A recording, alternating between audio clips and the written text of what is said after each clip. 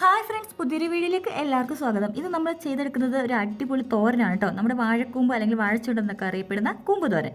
അപ്പോൾ അതിന് വേണ്ടിയിട്ട് നമ്മളിവിടെ തോരപ്പരിപ്പ് കഴുകി വൃത്തിയാക്കി ഒന്ന് വേവിച്ചെടുത്ത് വെച്ചിട്ടുണ്ട്.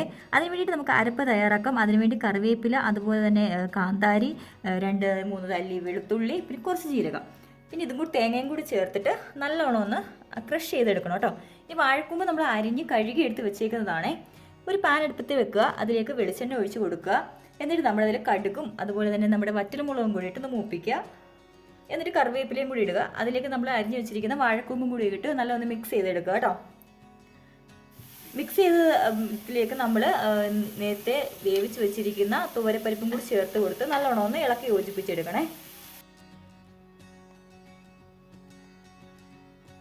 ഇനി ഇതിലേക്ക് നമ്മുടെ തേങ്ങയുടെ അരപ്പുണ്ടല്ലോ, അതും കൂടി ചേർത്ത് നല്ലോണം ഒന്ന് മിക്സ് ചെയ്ത് ആവശ്യത്തിന് ഉപ്പൊക്കെ ഉണ്ടോ എന്ന് നോക്കി നമ്മളൊന്ന് അടച്ച് മൂടി വെച്ചൊന്ന് വേവിച്ചെടുക്കണം കേട്ടോ. ഒരു 10 മിനിറ്റ് വേവിച്ചെടുക്കുമ്പോൾ തന്നെ നമ്മുടെ കൂമ്പുതോരൻ ഇവിടെ റെഡി ആയിട്ടുണ്ടാവേ. എന്നിട്ട് ഒന്നും കൂടി ഒന്ന് മൂടി തുറന്ന് നോക്കി ഒന്നും കൂടി ഒന്ന് ഇളക്കി കൊടുക്കണം കേട്ടോ.